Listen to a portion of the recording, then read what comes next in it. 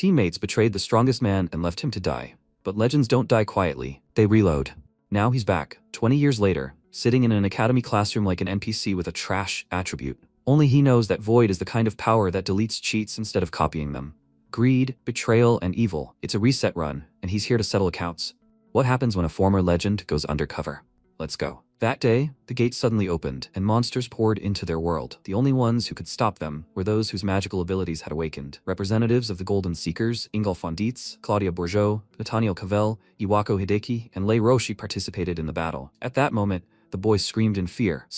A monster was approaching him. Ingolf looked at Claudia and said, "Hey, she needs to help the victims quickly." She adjusted a strand of her hair and said, "But there are too many of them." The monster aimed its clawed paws straight at the man, but at that moment, the protagonist kicked him, sending him flying. Looking at the frightened boy, he turned around and asked, "Is everything okay? He'll take care of it." He was the leader of the Golden Seekers, Masato Kyoichiro. He then concentrated energy in his hand and leaping into the air, charged toward the massive crowd of monsters. He unleashed a powerful, lightning-fast strike, advancing and slaying every monster in his path. Watching him, Hideki exclaimed in surprise, "It's incredible. He's facing so many of them all by himself." Before he could finish speaking, Ruokshi looked at the gate and said, "With time magic, he can see the future." Kyoichiro knew what the monsters would do next. This guy is no longer human. At that moment, the protagonist, surrounding his body with powerful energy, continued attacking the monsters one after another. Stopping near a huge dragon, he said, "So, this is the last one, right? Now he can protect the human world." He pointed his hand forward and added, "So, he'll seal the gate." The next second, there was an explosion, and he was thrown to the side, skidding to a stop on the ground. He looked ahead in confusion,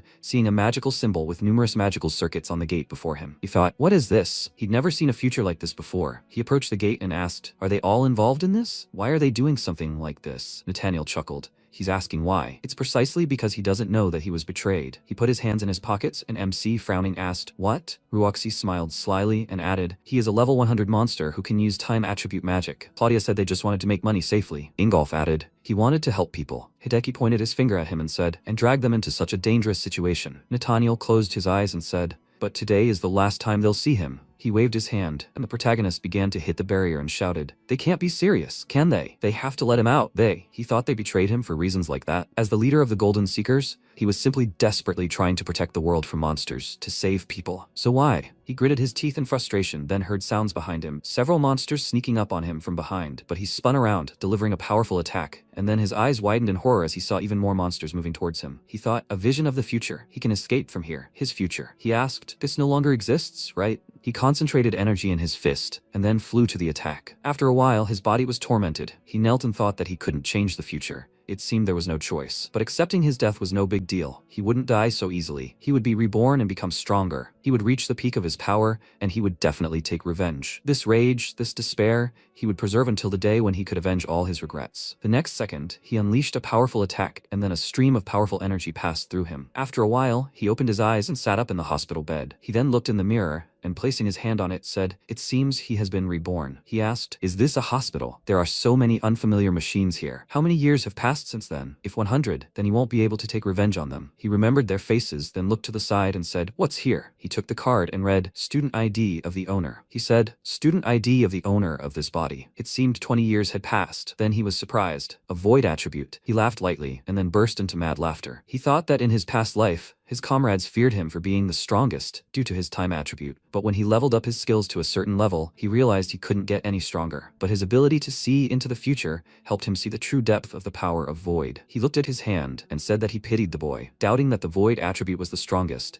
But no one in his past life had it, so there was no information on how to develop this ability. That's why he was still at level 1. Perhaps he was ridiculed for having no attributes, and not just once or twice. He pressed the card to his chest and added, "He must have no doubt. Boy, he will make his name known throughout the world. He will be known as the strongest adventurer." He thought, after all, thanks to clairvoyance, he knew how to train the void attribute. He spread his arms out to the sides, concentrating energy around himself, and said that with this power, he would become the strongest and make his former comrades regret betraying him and causing his death. He thought that to take revenge on them, he first needed to level up. Afterwards, he lay down on the bed and thought, the void attribute, as the name suggests, is associated with magic that controls nothingness. Its essence lies in the ability to freely project one's imagination into reality. Imagination is something everyone is capable of, but bringing fantasies to reality is difficult. Fortunately, his body was severely damaged. If he applied the image in his mind to his body, he closed his eyes and thought that he should imagine every cell being restored by magic. The next second, the wounds on his body began to heal. Then he sat up in bed and, looking at his hand, said, "Excellent, it worked." He rubbed his hand and said,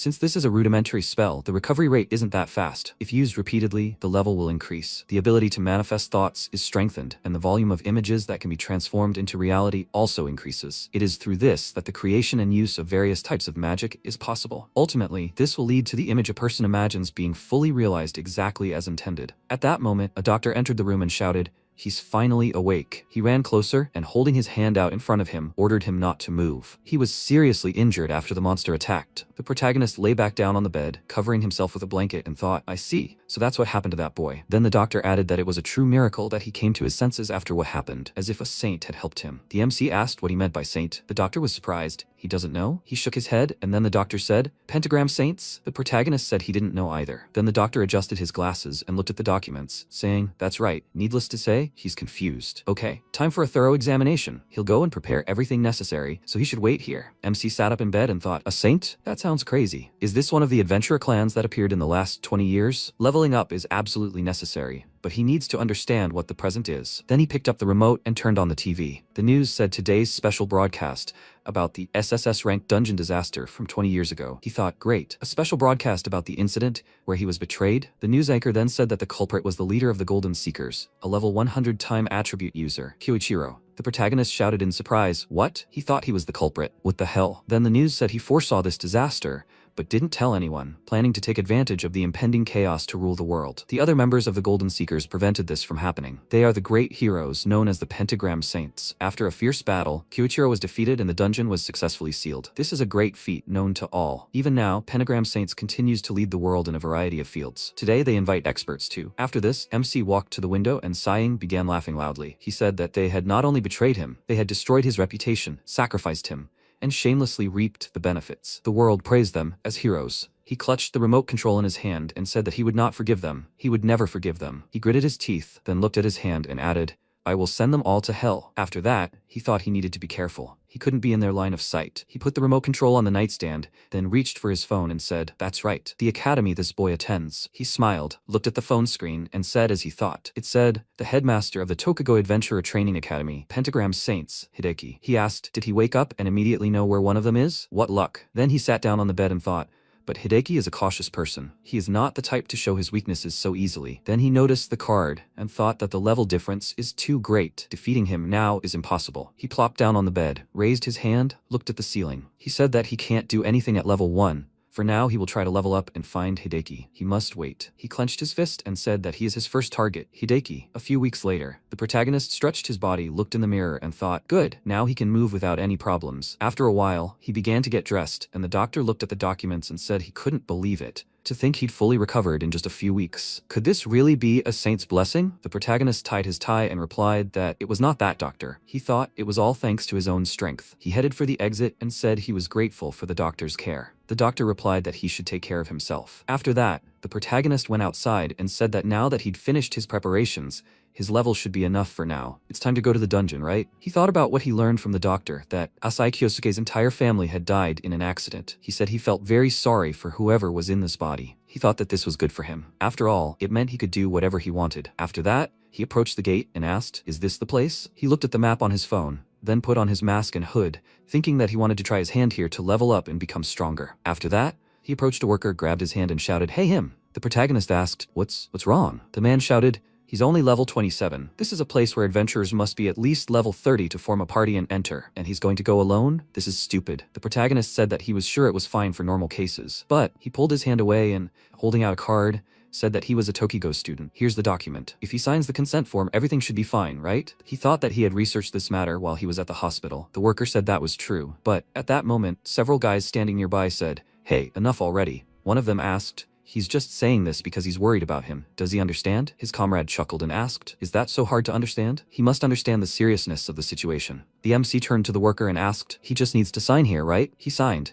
and the worker shouted at him to wait. The protagonist walked on and asked, "There shouldn't be any other problems now, right?" With that said, he was grateful for his concern. With that, he walked to the gate, and then the worker pointed his fingers at the guys and shouted, "Guys, he's sorry, but please, they have to keep an eye on this guy. Letting him go like this is the end." One of them asked, "Huh?" He walked forward and asked, "Why should he?" At that moment, his comrade extended his hand towards him and asked, "Isn't that good? If no one knows, then even if something happens, it shouldn't be a problem. Or was he wrong?" After that, they ran to the gate and he shouted, "This brat is acting so tough, he needs another 100 years of training." Then the worker waved and apologized for bothering them. He was counting on them. Sometime later in the dungeon, the guy smiled and said, "Okay, they should do what they usually do." His comrades said to kill the guy and blame it on the monsters. Thanks to idiots like him, their wallets get fatter. After that, they ran forward. 10 minutes later, they continued their way deeper into the dungeon. One of the guys asked, "The road was straight up until now, right?" His comrade added, "They still haven't caught up with the brat." Then he pointed forward and shouted for them to look. There he is. At that moment, MC stood in front of a bunch of monsters. He concentrated energy around his body and then directed an attack forward, after which he swirled a whirlwind attack in his hand and directed it at the monsters, burning everyone in his path. The guys following him were surprised. It can't be. He single-handedly destroyed so many D-rank monsters. The guy raised his index finger and added, "Moreover, isn't this a rare item?" He looked at the bag full of crystals and thought that if they sold this, they could live comfortably for the next 6 months. It seemed the kid hadn't noticed yet. What an idiot. The rare item would be theirs as soon as they killed him. The next second, they charged. They stood in different places, and then the leader of them shouted, "Now, they have to take him down." They aimed several magical attacks at the main character, and he took off his mask and said, "For heaven's sake, did they really think they were so cunning?" He turned around slightly and then easily dodged all the attacks. He said, "No matter what era it was, there will always be scumbags trying to take what belongs to someone else." The guy turned around and shouted that he dodged. His comrade was surprised. Impossible. Are his eyes on his back or something? He must have just been lucky. At that moment, the guy concentrated energy in his hand and was already approaching the protagonist from behind, shouting that he must die. But the next second, the protagonist clenched his fist, concentrating his energy in it, and attacked his opponent, throwing him to the ground. After that, he walked forward and said that he would crush parasites like them mercilessly and use them as a stepping stone without a second thought, for the sake of his revenge, which begins right now. After some time, Hideki's assistant, Yoichi Tsudai, walked through the gate and folding his arms, asked, "Why are those guys dead? What happened here?" Meanwhile, the protagonist was sitting on the bed. He looked at his ID and said that in the D-rank dungeon, he was able to level up and experience void magic. The new spell he had acquired was Info Unknown. He can not only fake his level, but also erase dungeon entry records. He smiled and said it was very useful. Then he lay down on the bed and said, "Okay, tomorrow is his first day at the academy." After that, he looked at his phone screen in surprise. People were writing in Messenger, "Cough up the cash already. He needs to get his head out of the abyss." Non-attribute. MC said, "So that's how it is." As morning came, he approached the academy, but at that moment, a classmate, Asahi Karan, stopped him. She raised her hand and called him. She smiled and said, "Good morning. Is he feeling better already?" He approached her and replied, "Thank you." She said she was glad to hear it. She was very worried. Did he know? He thought, so Kyosuke also has people who are worried about him. At that moment, some bullies approached them, one of them telling the others to look over here to see if that non-attribute boy who narrowly escaped death was the one. Since he's protecting a level 1 weakling like him,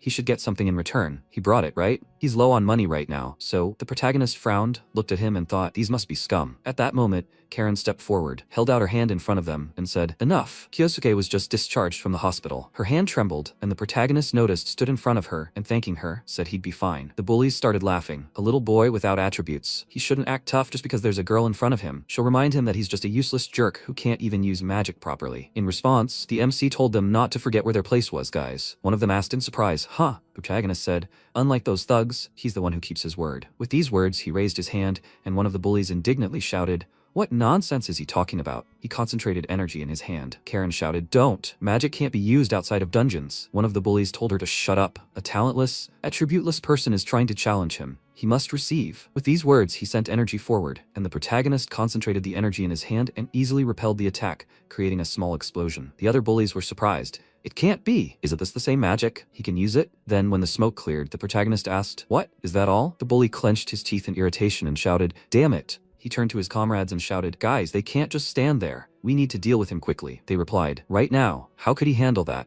With those words, they sent streams of energy at the protagonist, but he concentrated the energy in his hands and easily repelled their attacks. They were perplexed. What the hell? How many magical attributes can he use? He'd never heard of such a thing. Then the protagonist asked, "Are they done?" Now it's his turn. He snapped his fingers and a huge flame appeared around him, and he told them not to be afraid. He won't kill. He started approaching them and the bullies started running away in fear, screaming, "Damn it." Then MC grabbed one of them by the shoulder and asked, Kyosuke asked him to help him, right? What did he do then? Well, he didn't need his answer. He turned him around, then grabbed his cheeks, and added, "Scumbags like him always say the same thing. And that's why, no matter what he says, he won't stop that fist, no matter what." With these words, he aimed his fist filled with energy at him, and the bully flew to the ground with incredible speed. The protagonist said, Kyosuke. No one will look down on him anymore. From now on, he will move towards his goal of becoming the strongest adventurer together with him. After that, the bullies lifted their comrade and, turning slightly, shouted, "They're sorry, okay?" Then one of them said, "Damn, he's changed a lot since being discharged." Then MC said, "In the end, they deserved it." Sometime later, he walked down the school hallway and wondered in surprise why everyone was looking at him. Then Yoichi walked forward and told him to wait. "He's Kyosuke, right? Do you have a minute?" The protagonist thought, "Who is this? He looks like a high school student, problematic. Maybe he should just brush him off." Then he smiled awkwardly and waved his hand, saying he was sorry. Classes were about to start, so, he replied. Come to think of it, he hadn't told him his name. He was Yoichi, the leader of Biting the Cat. Karin was surprised. Biting the Cat, the clan that director Hideki created? Yoichi said he would ask again. He could spare him some of his time, right? MC looked at him with a smile and said, "If that's the case, then it seems like nothing can be done." After a while, they entered the classroom, and Yoichi said he would get straight to the point. He was the one who defeated the adventurers found in the D-rank dungeon last night. The protagonist asked what he was talking about. He didn't understand. He thought this information should be hidden. How did he know? He said he was told that an academy student entered the dungeon, and he went to look for him. In the dungeon, he found criminals known for preying on newbies. And on top of that, he used multi-attribute magic this morning, didn't he? MC chuckled and thought, so he doesn't know the peculiarity of his magic. Then Yoichi waved his hand and told him to answer. Was he the one who defeated them? The protagonist reached for his bag and said that, since he was suddenly attacked this morning, he doesn't remember what happened, and he's only level 1, so there's no way he could have done something like that. After that, he held out his ID, and Yoichi, looking at it, thought, his ID says level 1 and the void attribute. This trash dares to waste his time? Then he gritted his teeth and turned around, saying that he apologized for calling him. Then he turned around slightly and added, he shouldn't act suspicious in the future, okay? It's a shame that I have to do extra work. After that, they went their separate ways. The protagonist, walking down the hallway, thought, this Yoichi could be useful to him. He's hanging around Hideki and doesn't arouse suspicion. Is there a way to make him my pawn? Wait, isn't this the perfect time to test that magic? Meanwhile, Yoichi approached Hideki's desk and said that this concludes his report on what happened in the D-rank dungeon last night. He sat in a chair and said that it doesn't look like he screwed up. He told him that we need to be careful in choosing who he uses. His subordinate bowed and said that he sincerely apologized. He would try to sort out the situation. Hideki rose from his chair and said that naturally, if word got out that he participated in the rookie hunt, his reputation would suffer. Then he grabbed the guy by the face and told him not to forget this if anything went wrong. He could be thrown out in the blink of an eye. He shouted that he understood, Headmaster. He clenched his teeth in irritation, furrowed his brow, and thought, damn it, why did he have to deal with this? If he'd known things would turn out this way, he would have lost a lot more money to those idiots. Then the headmaster added, with that said, there's one thing he doesn't understand. He wondered, what is it, sir? He said, according to the student in question's report, he should be at least a third-year student. But there's not a single third-year student here who entered the dungeon last night. With that, he looked at the tablet and then, putting it back in place, walked on and said, so those guys must have encountered monsters during the rookie hunt, and he's lying about it. Instead of thinking that one of his students defeated the rookie hunters on his own, that's a more realistic conclusion. With these words, he looked out the window, and Yoichi, approaching him, asked, is that really so? He answered, of course. Unless something extremely unusual had happened. He thought in surprise, unusual? Then he remembered the protagonist's ID and asked, Headmaster, could it be that a unique attribute is involved? He turned around with interest. A unique attribute, you say? That was certainly possible. Then his subordinate smiled and, placing his hand on his chest, said, sir, please, he should leave this matter to him. He will resolve this matter quickly. Sometime later, in the dungeon, several students were directing their magical attacks at the monsters. Then one of the monsters jumped onto the wall next to the guy, and he cried out in fear, coming. The others directed streams of energy at the monster, and then it fell to the ground. Yoichi, continuing to concentrate energy in his hand, said, students, you must not break formation. They began to chatter among themselves. He is simply magnificent. After all, Headmaster Hideki himself had chosen him. His comrade asked if they should join Biting the Cat too. Then Yoichi, looking at the monster's body, said, okay, he's dealt with all the monsters in the area. His subordinate saluted him and said, well done. He waved his hand and said he'd leave the rest to them guys. They replied, yes. He walked forward and said it was time to do what he came for. He reached into his inner pocket and, taking out an item, said, chains. This should reveal Kyosuke's location. After that, the item, imbued with energy, flew forward. Yoichi thought he knew it all along. He was far from the other students. He didn't know what this guy was thinking, but it would be best for him. If everything was handled correctly, no one would even think his death was an unusual accident, and he would simply find his body by chance. After all, that kind of thing happened a lot in the dungeon. He frowned and thought, first, that time when Kyosuke was a novice hunter, and after he was discharged from the hospital, he's been nothing but trouble. What's more, he really wondered what those guys were talking about. Not long before, Yoichi had asked, is this true? One of the bullies had cried out in fear. Really? Please, he had to believe him. That non-attribute had attacked them with the exact same magic they used. His comrade had added, not only that, and that idiot had created a huge flame, the likes of which he'd never seen. Yuichi frowned and said, "It's hard to believe." Well, that's all he wanted to ask. One of the bullies had said hopefully. Then, he had answered, "And they must rehabilitate them. He doesn't need weaklings who lose to incompetence." The guy began to protest. "No, please. This isn't what he promised." Then the second bully said, "That guy has already stopped being human." In the present, Yoichi continued to walk forward with the chain and thought that this fear was abnormal. To confirm this, he sent him to a special lesson that was held in biting the cat, but it all turned out to be just a strong illusion. He must have used an artifact or something back then. He is sure that he dealt with the novice hunters in some cunning way. Then, he noticed another body and asked, "Another monster body?" And Kyosuke did this, a single fire strike? It seems that what the guys said was not such nonsense in reality. But this power is nothing. He walked forward and thought even Hideki, who left the pentagram, could do this. For now, he has no choice but to do as he says. Well, one day he will surpass him and take a place in the pentagram, and then he will rule the world. He laughed and thought that to do this, he must not let anyone know about his connection with the novice hunters. As for Kyosuke, who will most likely cause a lot of trouble in the future, he will make sure that an accident happens to him. He must be very close. He peeked out from around the corner and said that it was strange what he could be doing in a place like this. Then he looked in confusion at the protagonist, who was sitting on a mountain of bodies, and said that he was late. He was tired of waiting. He hid behind the wall in confusion and thought, what? He hid his presence. How did he do it? How did he spot him? The protagonist said how he noticed him. That's what he was thinking, right, Yoichi? He thought in surprise. Did he read his mind? Then he came out from behind the wall and asked who the hell he was. The protagonist said that he heard that Hideki chose him, but he is not as big a deal as he thought, and the way he preyed on newbies and took money from him, just like the cowardly Hideki. He shouted indignantly, how did he know that? Then the protagonist stood in front of him and said, it seems like he really enjoys tormenting others, but he never understood what it was like to be the one being hunted. Huh? He pointed his fist at him and said, now he will know what it is like to be the victim, and with the help of magic, he will make him dance. Then Yoichi said, he's a dangerous idiot, too dangerous. He took out his sword, full of energy, and said, in the name of his ambition, and today he will defeat him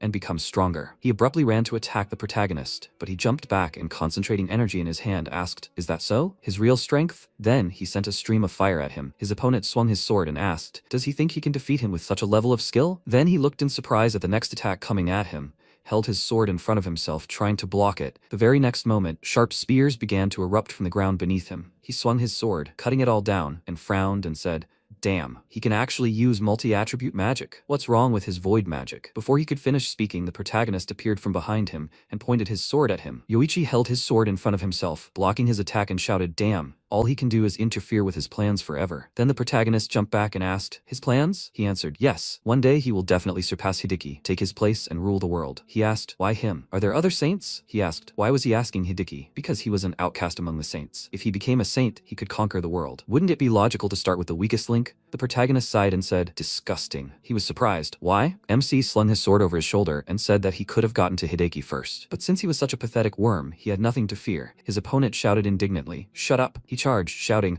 what's wrong with the thirst for power? He dealt a few blows and shouted, what's wrong with wanting money and women? The protagonist easily repelled his attacks. Then he continued, the power that will help silence everyone who is dissatisfied, get whatever he wants. That's the power he craves. And he added, if he remains a saint, he can do whatever he wants. And once he takes that place, he will make that woman his. It seems not. Before he could finish speaking, the protagonist said that there was no point in listening to him. It was time to finish. Then he smashed his opponent's sword, and he fell to the ground and shouted, this! The protagonist concentrated energy around himself, approaching him. He said that all thanks to his story, he managed to prepare the spell. He shouted indignantly, he shouldn't come near. MC added, he must dance for him. He used absolute hypnosis. Yoichi's eyes changed, and then he fell to the ground. The protagonist looked at him and thought, this spell requires effort, because first it must break the opponent's spirit, but as soon as it begins to work, he will. He said, he must get up. The next second, Yoichi began to rise and said, sir, I am following orders. The protagonist smiled and thought, I think it worked. He told him to focus on completing the mission. He will give instructions later. He replied, yes, everything is clear. The protagonist told him to behave as usual. He turned around and said that he would return to the main group. And then the MC came out from around the corner.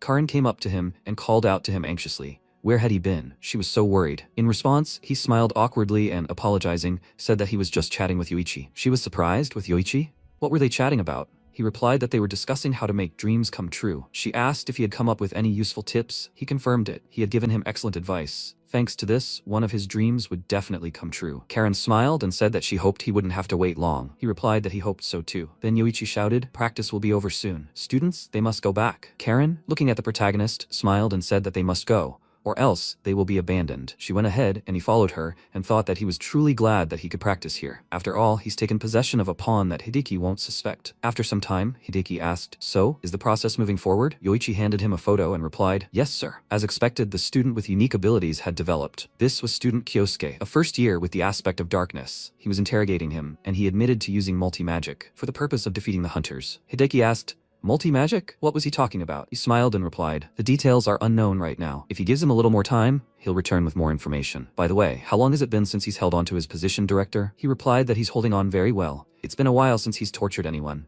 He's prepared to pay him handsomely for all the trouble he's brought upon the two of them. Yoichi said, "Then." Hideki extended his hand and said that he'll give the order later. He bowed and replied, "Sir, they'll meet later." At that moment, Hideki answered the call and said he was on the line. Ruokshi, smiling, said, "Oh my god, their beloved director. She was grateful he'd chosen them yesterday. He told her not to drag it out, Ruokshi." She asked, "He wouldn't bite, would he?" Even despite the fact that they were partners and shared these charming work duties, he leaned back in his chair and said she wasn't changing. She should excuse him, but he was busy right now. She should save this idle chatter for another day. She wondered what the handsome director could possibly be doing, managing an academy that had already lined its pockets, at least in theory. He indignantly told her to watch her tongue. He was researching a student with a dark aspect. She asked, "A dark aspect? Why would he do that, the loser?" He asked, "Did she know? This spectrum is quite unique. Anything could happen with this, right?" She asked, "Just like with Kyuichiro, who uses the time aspect of magic?" He shouted at her not to mention him. It was infuriating. She said he was still as choleric as ever, but she couldn't blame him. When he awakened this power, the balance of power among the adventurers shifted considerably. Well, she'd contact him later in that case. Good luck.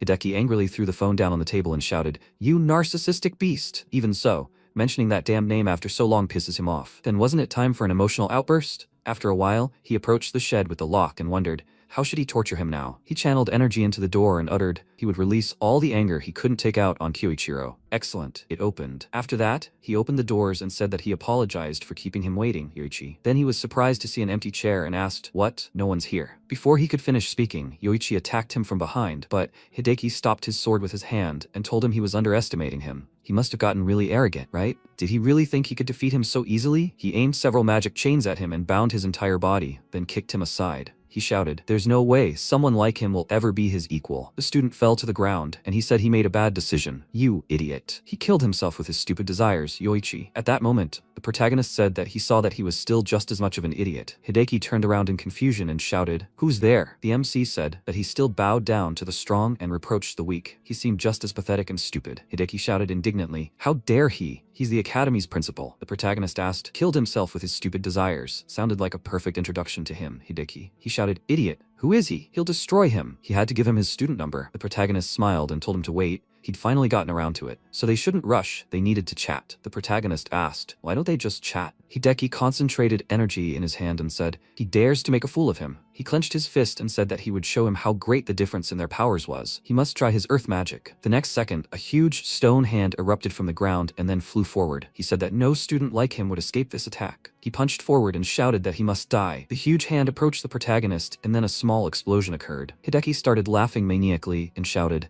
"This is what happens when students like him get cocky." Then Hideki asked, had he gone too far? He'd have to find a new place to torture him. Well, he still didn't know who he was, but he'd have to stay here and watch him die. He took a handkerchief out of his inside pocket and, wiping his face, looked ahead in surprise as a silhouette appeared from the smoke that had scattered in all directions. He said in surprise, "Oh my god." The MC asked, "Didn't he offer to chat?" Hideki, perplexed, asked, "What? He survived even though he was hit? That can't be." He pointed a finger at him and asked, "Who is this idiot? He has to say his name." The protagonist smirked. "Who is he? Doesn't he know him?" Hideki was surprised. What? He'd never known such idiots. "Stop chatting. He has to say his name." The protagonist said he hurt his feelings. Had he really forgotten about him? Hideki noticed a familiar face and said in surprise, "No, him, no." He grabbed his head and added, "This guy is definitely an idiot. He needs to stop acting like he's something. He must have read the latest news. This guy, Kyoichiro, is already dead." With these words, he concentrated energy in his hand. MC calmly closed his eyes and said, "He's always been like this. He only believes in what benefits him and ignores everything else." Hideki told him to stop talking nonsense. He should come closer and let himself be killed. The protagonist answered, "I understand." He was satisfied by the sweet words of those around him. He concentrated energy in his hand and said,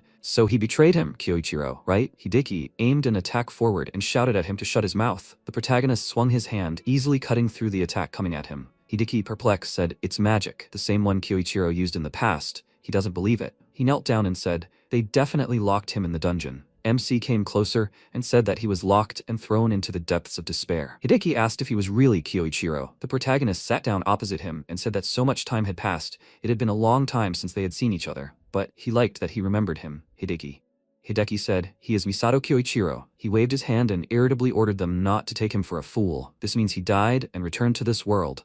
He created a stream of mana and shouted, "Ghosts are supposed to be quiet." It headed towards MC, and he jumped back, putting his hands in his pockets. Kyoichiro looked up, where an energy fist was already aimed at him. Hideki said, "Insolent brat." He frowned and thought, but he needed to seize the advantage. In the days of the gold diggers, he was no fighter. Even to this day, the other holy pentagrams laugh at him for this. However, that does not mean he is weak. He began to spread his mana in different directions and said, "Here's the secret technique he spent 20 years creating. Dual magic of wind and earth." Hideki created a huge stream and ordered to receive. The mana stones flew towards MC and scattered in different directions. Hideki asked, "How does it feel?" This is his strongest magic. He frowned and looked ahead, thought that he was not fighting back. He laughed joyfully and shouted, "It worked! He did it! He defeated that idiot, Misato Kyoichiro." He thought he hadn't changed at all after so many years. Idiot. No matter how strong his time attribute was, it was all in the past. How many years did he think had passed since then? 20 years. A terrible 20 years. The him he knew was already in the past. He shouldn't have carried the sack with him. Hideki extended his hand and said, since 20 years had passed, his level had risen. It was only natural that he had become stronger. He exhaled and said,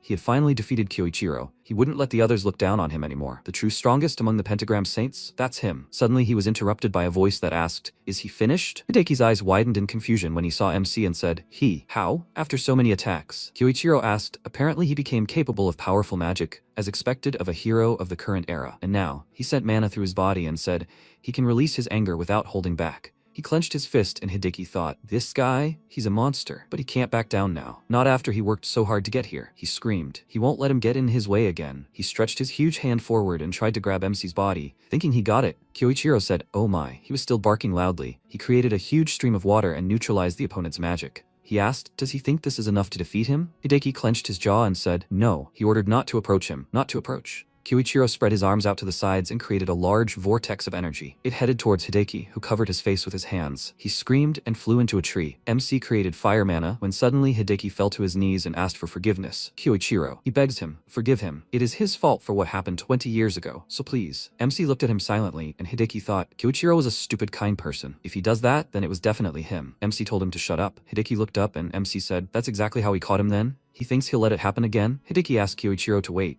They were friends, right? Kyoichiro said, he has no right to say those words. Not after he turned him into a demon of vengeance. He clenched his fist and started punching Hideki. Blood spurted out of his mouth, and he thought, he should never have messed with this guy. MC swung his fist and hit Hideki again, causing him to fly back. He said he should thank him for not killing him. He still wants to ask something, but he can't hear him, right? After a while, he woke up and MC said, he finally woke up. Hideki screamed in fear, please let him not kill him. MC shook his head and said, well, he won't kill him, but he will answer his questions, right? Hideki nodded, and Kyoichiro reached into the inside pocket of his jacket and said, okay, then first. He showed him the phone screen and ordered him to tell him about this woman. A name was visible on the phone screen, Lei Roshi. Hideki held out his hand and said, it's his. MC interrupted him and said, judging by his call history, this Lei contacted him today. What were they talking about? Hideki lowered his head and said, this. Since Lei is coming to Japan in 3 days, he thought that this is what she wanted to discuss. But Kyoichiro thought, I see. Lei in 3 days. He said he decided what to do next. He threw the phone to Hideki and said, he will return it to him. Let him behave with Lei as usual. However, not a word to her about his identity. While he was unconscious, he cast one spell on his heart. So if he blurts out to her who he is, MC created a stream of fire and clenched his fist, imitating the sound of an explosion. He said to watch out and not let him down. Did they agree? MC turned around, started to leave and thought, he didn't actually use such magic. But knowing Ivanko's character,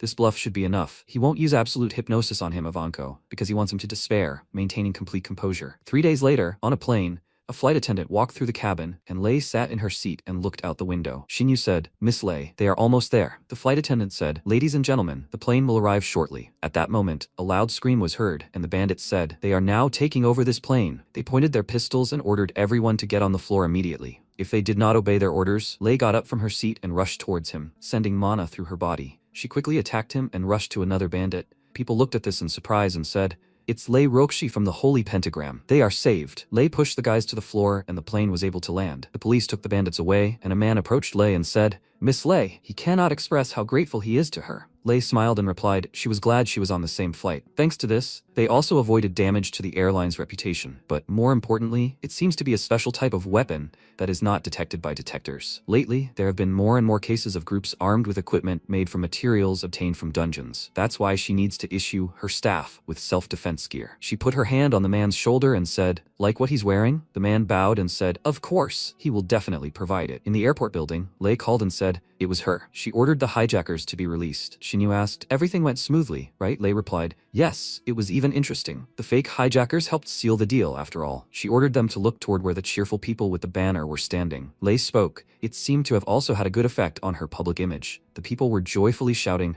"Miss Lei," as expected of the heroine Lei Ruoxi. Lei passed by them and waved, smiling sweetly. She walked to the car and said, "Now, it's time to get down to the business she came to Japan for." Sometime later, Hideki was standing by the window in the principal's office when there was a knock on the door. He turned around and saw Lei, who apologized for the intrusion, Iwako. She sat down on the sofa and said, "He said he was investigating the case of a student with the void attribute. Any progress on that?"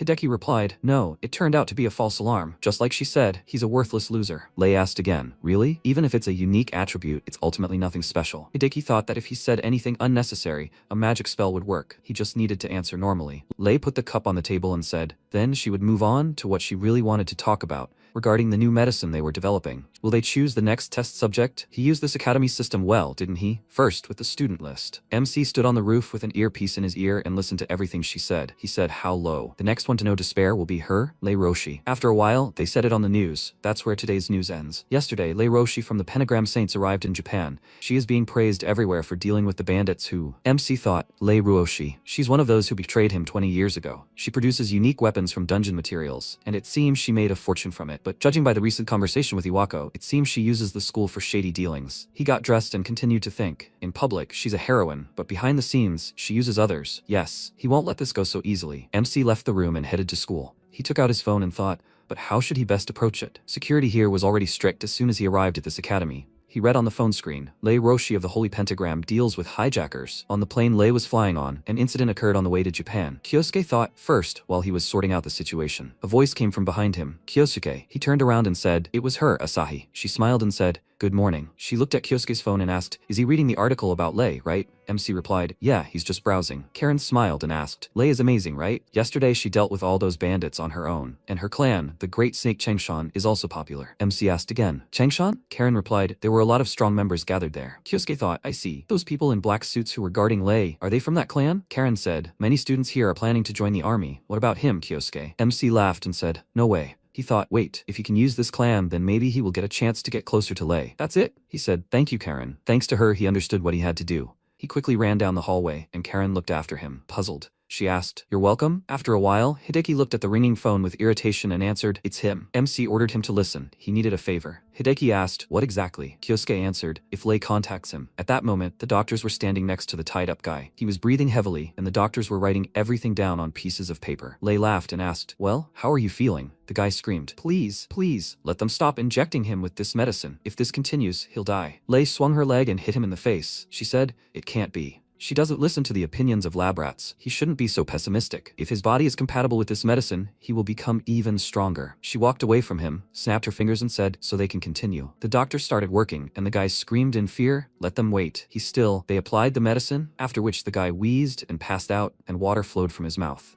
Lei asked, is this a loss of speech ability this time? It seems that without at least basic magic skills, nothing will work. They still need more data. Shinyu said they will need new test subjects soon. Lei folded her arms and said, right, as usual, on the outside, they will frame this as a recruitment of new recruits for the Great Serpent of Changshan. She dialed the number and asked, yes, Iwako, about those test subjects they talked about earlier. The elevator announced that they were going up. She said she needed those who had such skills in magic. Maybe select a few students from his academy? Hideki asked. In that case, maybe they could do that? They could hold a selection at the academy. That way they could find skilled ones, right? Lei said contentedly. Wow, it turns out he sometimes comes up with some pretty good ideas. The elevator announced that they had gone up to the first floor. Lei said the date, time, and details would be announced later. Hideki hung up the phone and thought he had done everything as Kiyochiro asked. After a while, Xinyu asked for attention, an important announcement. The Great Snake of Changshan decided to hold a selection exam in order to find new students. The guys asked in surprise, seriously? This is their chance to get into that popular clan. Kyosuke smiled and thought, now the path to getting closer to Lei is open. After a while, on the sports ground, Xinyu said, they thank them for coming to the selection exam for the Great Snake of Changshan. He will explain how the exam will be conducted. First of all, MC thought that in order to join the Great Snake of Changshan and get close to Lei, he had to pass this selection. When he approached Iwako, he tried not to attract attention to himself, but this time it was the opposite. To attract the attention of young Xinyu, Lei's right-hand man, and the examiners, he would demonstrate his strength. After that, Karen cried out, Kyosuke. He looked in her direction and she asked, he's also passing the selection, right? MC replied, yeah, and she is too, right? He narrowed his eyes and thought, he didn't want her to get involved, but Karen smiled and said, she knows she doesn't belong here at all, but she has her own reasons for wanting to join. Kyosuke looked at her questioningly, and Karen suggested that the two of them try to pass together. MC replied, yeah, he thought he had to pass, no matter what. After a while, the man on the sports ground said, now they will begin the test to measure magical power. This measuring device visualizes the magical power of anyone who touches it. They measure their magical power here, so please let them approach one at a time. The guy walked up to the orb and shouted loudly, slamming his palm on it. The man wrote down his results and said, next, Asai Kyosuke. MC smiled and asked him to test it. The man asked, level 30 and void? Kyosuke walked up to the orb, and the man thought he wasn't expecting anything special. Not at all. MC placed his hand on the orb, and then a bright glow illuminated everything around. Everyone stared at it in surprise, and the guy shouted, what the hell? This is unbelievable. Kyosuke removed his hand from it and asked, will that do? The man said in surprise, yes, of course. He wrote down rank S in the table next to his name, magic skill test. MC created a flow of mana, and the man thought, can he really only create a lump of earth? High magical power alone is not enough. Kyosuke grinned and created a stream of water, and the man looked in surprise at the two different streams of mana around him. At the same time, MC created several more spheres, and the man asked all the basic attributes, and at the same time, Kyosuke thought, well, how are they? To see the void attribute, which everyone laughs at as useless, do such a thing. Karen shouted joyfully, this is amazing, Kyosuke. MC smiled and said, thank you. She should try her best too. After a while, Karen stepped forward and created a stream of mana, directing it to the flower bed. With her magic, the flowers began to grow and bloom. The guys grinned and asked, is that all she can do? Revive dead flowers? Nothing special. Kyosuke looked at this in surprise and thought, is this light attribute magic? It's a pretty rare attribute. However, it must be difficult for the examiners to evaluate it. He felt a little sorry for her, but he thought it was better for her not to be dragged into all this. At that moment, Xinyu looked after her and wrote down in his phone, Asahi Karin, she's worth trying as a test subject. After a while, he said, finally, they will have solo fights. These guys will be their opponents. The guy asked fearfully, did they want them to fight members of the Great Snake of Changshan? Xinyu spread his hands and said, no need to worry. They won't judge them by victory or defeat. What matters is how they fight. He narrowed his eyes and thought, well, a student basically can't defeat any of them. After a while, the guy laughed and asked, was he the student who caused a commotion? Kyosuke stood in front of him and looked at him. The guy said, it looks like he was showing off and showed good results in other tests, but he will show him that none of this matters in a real fight. Kyosuke smiled and said, yes, he hopes to learn a lot from him. The guy chuckled and said, he will finish with one blow. He created an earthen flow and sent it towards MC, who quickly blocked and pushed it away. The stones flew back at the guy, who asked in confusion, what the? He destroyed his magic with one blow. He looked ahead, where MC had just stood and thought, did he disappear? Kyosuke snuck up behind him and put an ice cube to his throat. He asked, is this what they call real combat? Creating a mist using magic? He learned a lot. The man reported, the winner, Asai Kyosuke. Xinyu stood behind and thought, did he defeat a member of the Great Serpent of Changshan? Yes. Who is this student? After the exam is over, he will allow Lei and reported it. Lei asked, did he find someone interesting? Xinyu replied, regarding that, there's one interesting student. Lei asked again, an interesting student? Xinyu replied, yes. He passed the exam with overwhelmingly high results. However, it seems he has the void attribute. She thought, void attribute? Could this be the student Iwako was watching? She laughed and said, it looks like she'll get a very interesting test subject. After a while, Xinyu said, and now he will announce the names of those who passed the selection exam. First, Asai Kyosuke. The guys behind him started muttering, of course he passed. The exam was just a joke. MC smirked and thought, everything went exactly according to plan. Now he can get closer to Lei. Xinyu said, next is Asahi Karin. She widened her eyes in surprise and said, yes. Kyosuke wondered, was Asahi chosen too? He didn't think that just a unique attribute would be enough to pass. It looks like Lei is using the academy students for some of her dark plans. There must be a reason they chose Karin. She noticed his gaze and smiled happily. MC exhaled and thought, well, no matter. He wouldn't let them lay a finger on her. He just needed to achieve his goal by protecting her. The Great Serpent of Changshan. A few days after the exam, at the Japanese branch of Lei's company, Xinyu said, welcome to everyone who passed the selection. They will conduct a compatibility check today before officially inducting them into the Great Snake of Changshan. Also, Lei Ruoshi will be arriving. MC frowned tensely and Shinyu said, she'll meet them after the check, now they'll give them a tour. MC and Karen followed him through the branch, and Kyosuke thought he would like to go straight to Lei, but he can't leave Asahi right now. Karen happily asked, being in such a huge building really makes you nervous, right? Kyosuke answered, yes, right, Karen muttered, but the fact that she was able to join the Great Snake of Changshan makes her very happy. Kyosuke asked, by the way, why does she want to join the Great Snake of Changshan? Karen replied, her mother is in the hospital and the treatment is very expensive. MC answered, I see, he thought, so it's for mom's sake, not for himself. Now he has to protect her even more. Shinyu waved his hand towards the stairs and said, they're here. MC thought, the basement then. They went down and Kyosuke started looking around. He wondered if this was a testing facility. Then it was definitely their doing. Shinyu ordered it closed, after which the doors slammed behind the students. Everyone looked at this in confusion, and Kyosuke thought, apparently they don't intend to let anyone out, right? They're quite serious. The boys screamed, what does this mean? Shinyu ordered them to shut up, causing fear. He said, as he explained earlier, they will now conduct a compatibility test. He took the medicine with a syringe from his assistant's hands, and said, more specifically, a compatibility test with a new medicine they were developing in secret. This new medicine, created from ingredients obtained in dungeons, is capable of dramatically enhancing physical abilities and magical power. The guys asked, what? Then isn't it good? MC stood behind the others and asked, does this medicine have any side effects? Shinyu chuckled and said, it would be easier to show. An image of a guy appeared on the screen, asking them to wait. He is still? Everyone watched in fear what was happening on the screen and the guy's death. A loud scream rang out. What the hell is that? Shinyu replied, what they just saw is a person incompatible with the new medicine. Does that answer their question? The guys shouted in irritation. What nonsense! There was no way they would take this. They activated their energies and ordered them to be released from here. MC ordered Karen not to leave him. She looked at him in surprise. Shinyu released his mana, clenched his fists and hit the guys. They fell to the floor, and he adjusted his gloves and said, well, the number of samples has decreased. Maybe they should start with that girl? Karen's eyes widened in fear as Shinyu began to draw the medicine into the syringe. He said it must be the light attribute student. He eagerly awaits the results of the experiment. Karen looked at him in fear as he continued to advance. Suddenly, MC stood in front of her, and Shinyu asked what he was doing. Kyosuke said he was keeping scum like him away from her. Shinyu clicked his tongue in irritation and ordered him to be captured. The guards approached MC and joyfully flexed their fists. The guard began swinging his fists when Kyosuke suddenly attacked him with his mana. The other guards looked at this warily and asked, what the hell? Kyosuke rushed to attack the others using his power. Shinyu said, that can't be. He thought, all these people in one blow. MC turned around and said, he's next. Shinyu frowned and thought, since that's how it is, if he just captures this woman then. Karen screamed in fear. No. MC stopped Shinyu and said, he thought he said he wouldn't let him near her. Shinyu screamed in irritation. Horror. He thought, who is this guy anyway? An ordinary student shouldn't be capable of this. Kyosuke interrupted his thoughts and ordered him to get ready. He waved his hand and ordered Karen to stay behind him. She said, thank you, Kyosuke. She thought, Kyosuke is amazing. She couldn't even follow his movements. She knew he had gotten stronger, but she didn't think it would be to this extent. Shinyu frowned and said, idiot, don't let him get cocky. MC said to let him ask one question. The academy students are used as guinea pigs. Why would they do that? Shinyu chuckled and waved his hand. It's very simple, because those who follow Miss Lei can gain her blessing. Once their medicine is developed, it will become even more powerful. Kyosuke frowned and asked, so they think it's acceptable to conduct such inhumane experiments for this purpose? Shinyu replied, they just use what's available. That's all that matters. Besides, he thinks it's an honor for them to serve as their test subjects. MC remembered Karen's words, that her mother was in the hospital and the treatment was very expensive. The fact that she was able to join the Great Snake of Changshan made her very happy. MC clenched his fists and Shinyu pointed his finger at Karen and said, and this girl too. She must be over the moon to become theirs. MC ordered him to shut up and released his mana. Shinyu covered his face with his hands and looked at him in surprise. Kyosuke asked irritably, does he even understand who he is? He's nothing but trash who tramples on others. He doesn't even understand Asahi's feelings. Karen said Kyosuke. Shinyu thought, what kind of incredible pressure is this? Is he really just a student? He chuckled and said,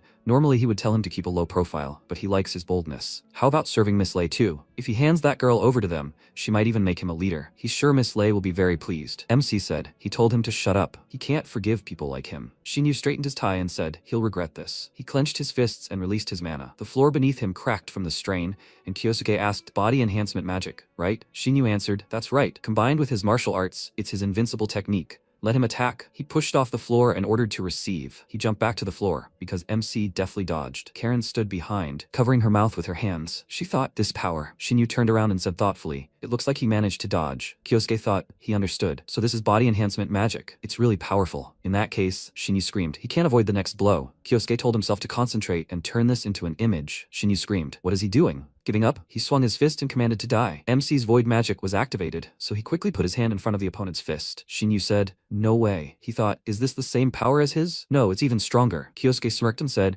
It seems he can use body enhancement magic. Thanks to him for this. Thanks to him, he was able to pull all this off. He clenched his fist and punched Shinyu in the stomach. He flew back and hit his back against the wall. Shinyu thought, this is incredible. Who is he? MC looked in his direction, frowning deeply. After a while, Karen thanked Kyosuke. He asked, is she okay? He will pave the way, so they should all get out of here. The guys woke up and asked, but where is he? Kyosuke went to the wall and smashed it, going inside.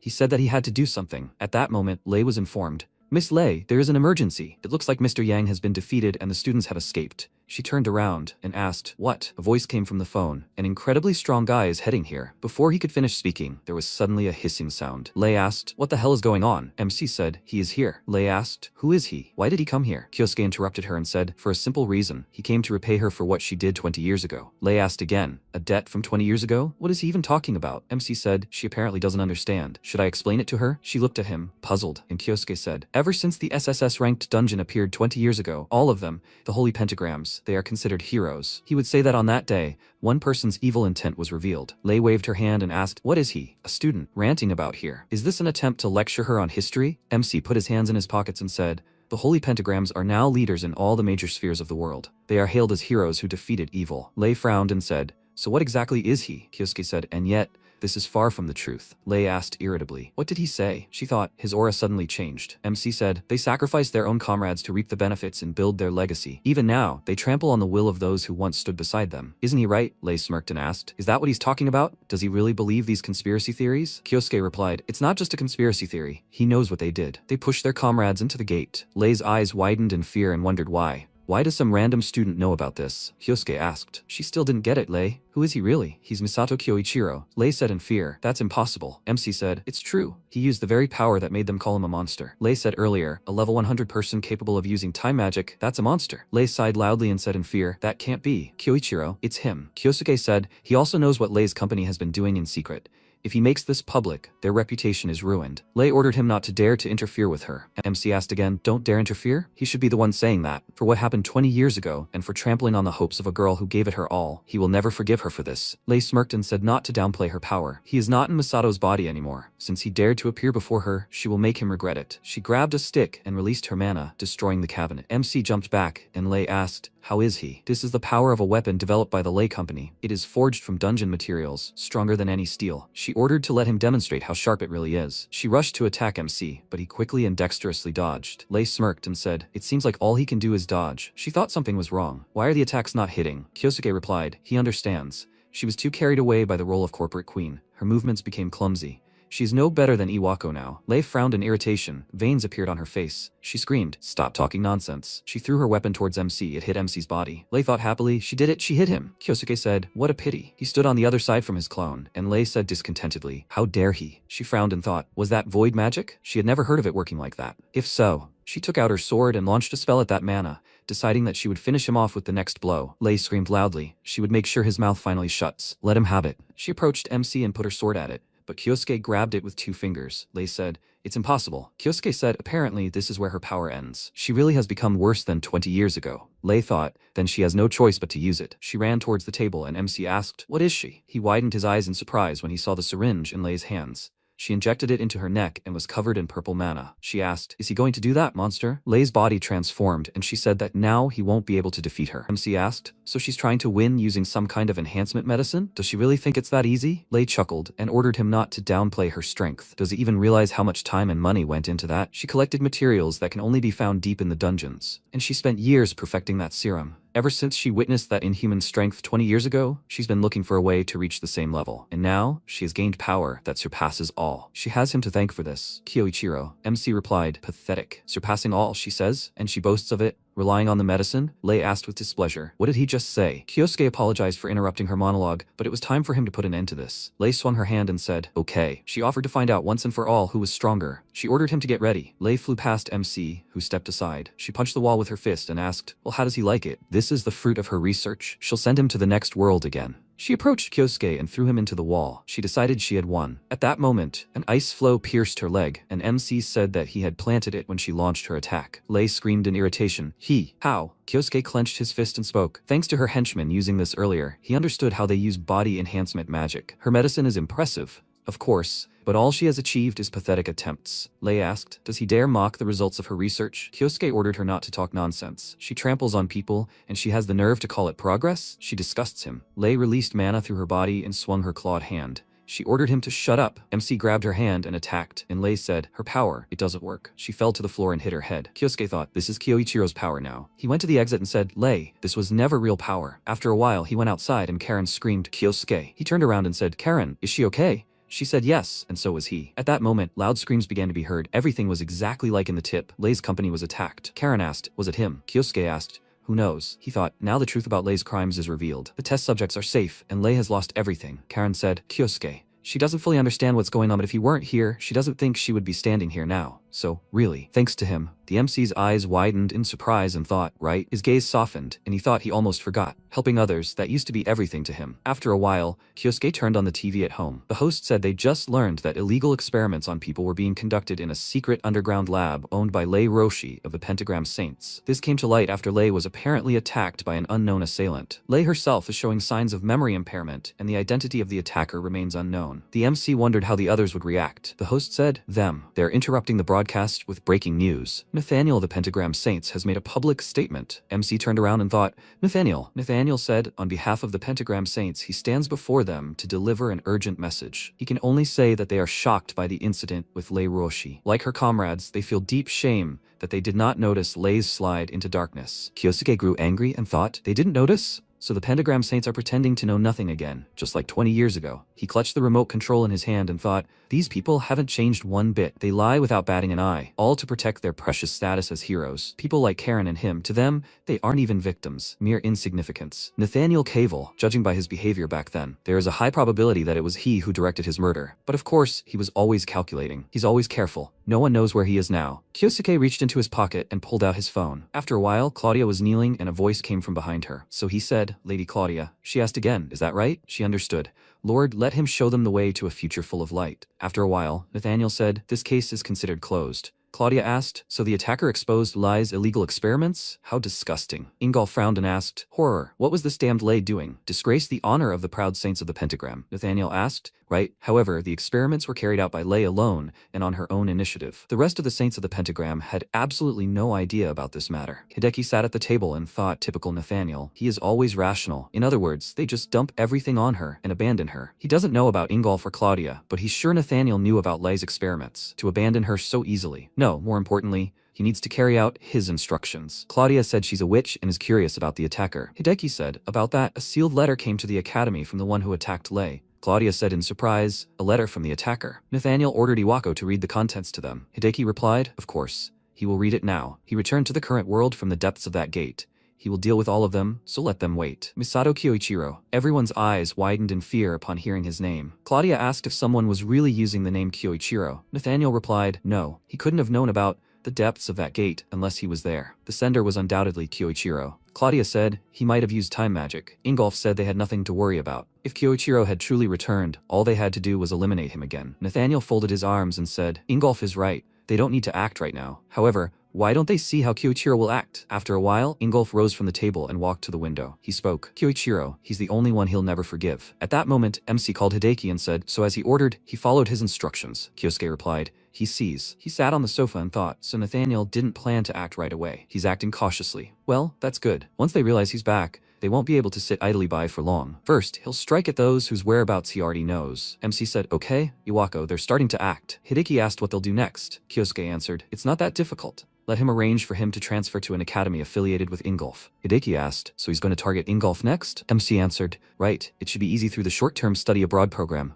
Right? Hideki asked to let him clarify one thing. This guy isn't like him or Lei. He won't find any bad rumors or shady dealings about him. Kyosuke spoke up, and still, he needs to at least see his face. Well, he'll leave the formalities to him. He hung up and walked to the window. MC said, even if there are no rumors about him now, it doesn't change the fact that he betrayed him 20 years ago. Sometime later, Karen was sitting in class and looking out the window where a plane was flying by. She noticed it and smiled. The plane landed and Kyosuke went outside. He asked, so this is Germany then? He looked at his phone and thought, He had already established a connection between that country's academy and Ingolf. He was using the German academy to get closer to Ingolf. For now, he would head to the academy. At that moment, a scream was heard behind him. How annoying they were. He turned around and said, "Is she Japanese?" He thought, come to think of it, they speak a different language here. He was using Void for automatic translation. The guy said not to refuse like that. Come on, why doesn't she hang out with them for a bit? The other guy said, they promise, she'll like it. Shirato frowned and said, that's why she called them annoying. She refuses to deal with some idiots. The guy asked what she said. The other one reached out his hand to her and said, they will punish her for this. He grabbed her by the shoulder when suddenly the MC's voice was heard. Why don't they leave her alone? The guy turned around and asked, what? Who is he anyway? Shirato also looked at him and Kyosuke said, he's telling them to leave her alone again. Idiots. The guy screamed, he's a bastard. They clenched their fists and released mana. The guys rushed towards MC and shouted, let him not dare underestimate them. Kyosuke put his hand in front of him and used his magic. The guys flew to the side, and Shirato looked at it in surprise and said, in one hit. Well, well. She turned around and looking at MC thought, what kind of student is this? The guys got up and started running away, loudly announcing that they were sorry. Shirato said, thank you for helping her out. MC said, no need to thank him. It looks like they attracted a lot of attention. He suggested getting away from here. Shirato said, that's a good idea. Kyosuke went ahead and Shirato followed him. Passersby looked at them attentively, and Shirato thought the last time he was saved like this was when she met that man. After a while, they came out onto another street, and Shirato began to speak thoughtfully. MC turned around and looked at her questioningly. She said, she just wanted to thank him again. Thanks to him, the matter didn't take a serious turn. Kyosuke said, he repeats, you're welcome. He thought apparently she's just being sensitive, although he thinks he's seen her somewhere. Shirato said, by the way, his uniform, is he a Japanese student? MC replied, yeah, he just arrived today on a short-term exchange program. He was just on his way to the training academy. Shirato said that in that case, she would take him there as thanks for the past. MC said he would be grateful. After a while he asked, does she travel the world? Shirato said, yeah, well, she has her own circumstances. Kyosuke thought, is she the same age? It's rare to meet a girl traveling alone. He asked, isn't it dangerous alone? Doesn't she often get into trouble like she just did? Shirato answered, she's perfectly fine. Despite her appearance, she knows something about spells. Kyosuke thought, but didn't she just get into trouble? Shirato said anyway, he will be studying at that training academy, right? MC asked, what's wrong with that? Shirato answered, the school is known for its meritocratic system. Many students there think the same way. They have a class ranking system, their own hierarchy, and even a point system to reward achievement. MC replied, I see. He thought it sounded like they took meritocracy much more seriously than in Japan. According to Hideki, Ingolf holds regular training sessions for upperclassmen, which means if he wants to get closer to Ingolf, he needs to prove himself to this meritocratic school. This is perfect, just what he needs. Shirato pointed to the side and said, look, this is it. This is the Lanzig Training Academy. MC waved at her and said, that's enough, thank you. Shirato said, thank him. She didn't tell him her name, right? Her name is Shirato Sayuki. MC replied, I see. He's Asai Kyosuke. Shirato froze and asked again, Asai Kyosuke? He asked, what is it? Shirato replied nothing. It was just that his name reminded her of someone she knew. Kyosuke replied, I see. Shirato said anyway, good luck to him at the academy. MC said, yeah, thanks. He thought, Shirato is Sayuki, huh? Something about her stuck in his memory. He looked around and said, okay, he should get going. After a while he was walking down the street and heard a shout. There he is. The guy was sitting on the roof and asking, is that him? That Japanese guy who is transferring to them? Let him come here for a second. MC asked, who is he? A young delinquent. The guy waved his hand discontentedly and asked who he was calling a delinquent. Mateo jumped down and said, it's not every day that a Japanese guy transfers to them. Well, he doubts he's anything special, but to avoid giving him the wrong impression of this place, he'll give him a little welcoming ceremony. MC closed his eyes and thought, wow, he just arrived and already ran into a strange guy. Well, just like Shirato said, it looks like he wants to measure his strength in a duel. MC threw down his bag and said, okay, he accepts his challenge. Mateo said, he's glad he understood right away. He swung his fist and said to begin. He sent his mana towards him and said to receive. Kyosuke deflected it with one movement of his hand and the stones flew in the other direction. Mateo asked, what? MC said, the quantity was good, but the power is too weak. He released his mana and said, if we're going to use earth magic. He sent a huge stream of mana towards Mateo and he flew back. MC said, let him at least do it like this. Mateo thought fearfully, what? Who is this monstrous guy? At that moment, Shirato was walking down the street and saying, yes, that's right, Lady Claudia. She contacted Asai Kyosuke. She will stay in Germany and continue observing the target, Lanzig Training Academy. The protagonist picked up his ID card and after looking at it, left the building. He thought, all the paperwork is done. Now he can finally head out to the local dungeons. And the student ID card, he'd auto-translated it, and it looks a little different from the Japanese ones. This must be the same point system Shirato mentioned. Apparently, it tracks dungeon clears and results. Then he put the ID card in his inside pocket and thought, no matter, he has no classes today. He might as well see what the dungeons in this country are like. At that moment, Mateo was watching him, peeking around the corner. After a while, the protagonist approached the gate and thought that if he wanted to get closer to Ingolf, he needed to raise his rank to a special class. Perhaps he could start earning points here, in this high-level dungeon. Then he went inside and looking around thought, ruins, huh? Well, he'd see what kind of monsters would appear here. The next second, several monsters were heading towards him. He thought, undead, and strong ones, huh? He hadn't encountered this type of monster in Japan, but he already knew their weak points from his time as Kyoichiro. With these thoughts, he concentrated fire energy in his hand, and one of the monsters approached him, pointing its weapon at him. The protagonist thought that undead crumbled under the force of impact and fire. That's why. He delivered a crushing blow with his fist, in which he concentrated fire energy, splitting the skeleton in two. The others looked at the defeated skeleton in surprise, and MC extended his hand to them and said that they should attack now. After some time, the room was filled with the bodies of the undead, and he said that this should be the last chamber. The boss should be waiting here. He walked into the huge room, and noticing the monster, thought, so this is the boss? What a heavy presence. He concentrated fire energy in his hand, and thought that he would first scout the area and attack it using fire magic. Then he sent a stream of fire at the boss, but the boss, in turn, released energy from his staff, stopping the protagonist's attack. He thought he deflected the fireball, right? Naturally, he was the boss after all. Then the boss began concentrating energy in his staff again, after which he sent a stream of liquid onto the floor. The protagonist was horrified to see this and thought, this ball melts everything it touches. It was quite high level, but perhaps he could use this to his advantage. Then several more balls of melting energy flew at him. He took a stance and concentrated the energy around himself, thinking that at the end he would concentrate wind magic on his feet and increase his speed. After that, the boss's attacks flew downwards. He appeared in front of it and concentrated energy in his hand, saying that he would see if it could withstand his own spell. After that, he aimed it straight at the monster's head and then landed down. The next second, the boss behind him seemed to dissolve. The protagonist looked at his clenched fist and thought the effect was significant, but due to the high level of the spell, he couldn't reproduce it perfectly. He needed to level up his void magic. More importantly, he looked to the side and said that he knew he was there. He should show himself. Mateo smiled slightly and said that he didn't think he would notice him. He came out from around the corner and said that he had been watching his fight. He hoped he didn't mind. The protagonist asked, what? Did he want to challenge him to a duel again? He thought, perhaps he hadn't learned his lesson. But that aura, he was clearly hiding something. Mateo walked towards him and added, well, I guess it's time to settle this once and for all. He reached into his pants pocket, and MC, noticing this, thought, damn, he's clearly up to something.